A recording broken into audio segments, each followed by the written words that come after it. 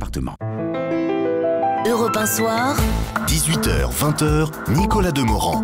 politique. Politique, il est 18h42, l'actualité, l'information et même l'histoire se font en direct. La télévision publique tunisienne précise qu'elle s'attend donc à l'annonce d'une décision historique de nature à satisfaire les désirs du peuple.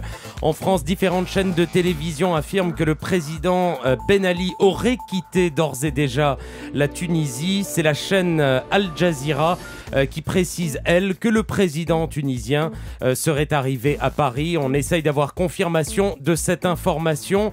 On vous en dit plus dans quelques instants. Bonsoir Claude Askolovitch. Bonsoir Nicolas.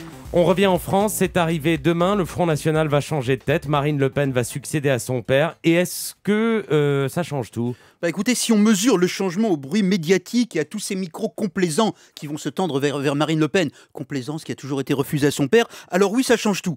Maintenant, si on parle de réalité politique, non. Contrairement au storytelling de l'extrême droite, Marine Le Pen est dans les pas de son père, ce qui n'a pas toujours été le cas. Elle avait, dans les années 2002, 2003, 2004, 2005, une petite musique bien à elle. Elle expliquait par exemple que la France était une société multiculturelle. Elle s'était même fâchée avec Jean-Marie Le Pen quand il avait dérapé une fois de plus, une fois de trop, sur la Deuxième Guerre mondiale. Et à l'époque, Le Pen était vexé.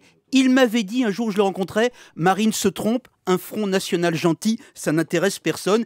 Eh bien, vous voyez, le Front National, c'est comme dans Sacha Guitry. Mon père avait raison. Marine Le Pen a laissé tomber la gentillesse. Elle a choisi politiquement un profil très dur. On le voit sur l'islam, évidemment, parce que c'est sa cible du moment, mais pas seulement. Il y a quelques mois, c'est par exemple elle qui, la première, avait accusé Frédéric Mitterrand de pédophilie. Elle est, Marine Le Pen, dans un discours de dénonciation du système et des élites. Elle est dans la marque Le Pen. Et donc, Claude, si rien ne change, le Front National ne va pas devenir un parti de gouvernement. Il n'y aura pas d'alliance à droite, par exemple. Non, là maintenant non, le FN a une constante, il est là pour brutaliser le système et le menacer. Si Nicolas Sarkozy dévisse en 2012, il sera sous la menace Marine Le Pen. Si la gauche n'a pas un bon candidat, elle risquera un nouveau 21 avril. Ça reste. Après, plus profondément, le FN n'est pas du tout coupé du reste de la société. Donc le vrai sujet, c'est la capacité du Front National à récupérer les peurs ou les inquiétudes qui existent, à grandir sur ces peurs, mais aussi à les renforcer. Et dans la thématique de Marine Le Pen, il y a deux peurs. Une peur de droite, voire d'extrême droite, c'est évidemment l'identité, le refus de l'islam. Ça existe en Europe, ça existe en France. Marine Le Pen porte cette peur à son paroxysme et ce faisant, elle peut avoir de l'influence en radicalisant le discours de l'UMP.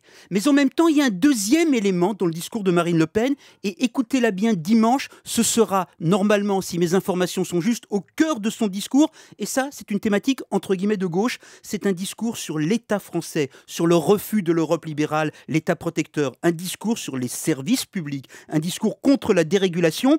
Et là, c'est une thématique que vous pouvez trouver chez Chevènement, chez Mélenchon, dans le fameux livre de Stéphane Hessel, Indignez-vous, le retour au service public issu de la résistance. Donc, dans son discours, paradoxalement, Marine Le Pen peut aussi renforcer des évidences de gauche. C'est la marque du populisme d'être tout à la fois, mais là, on a un mélange étonnant, à la fois un rejet de l'autre et le rêve de la restauration d'un âge d'or républicain. La vraie question, est-ce que ce mélange impur ressemble à la France ? Claude Askolovitch, on marque une pause et tout de suite Valérie Pécresse, ministre de l'Enseignement supérieur et de la Recherche, notre invité politique ce soir.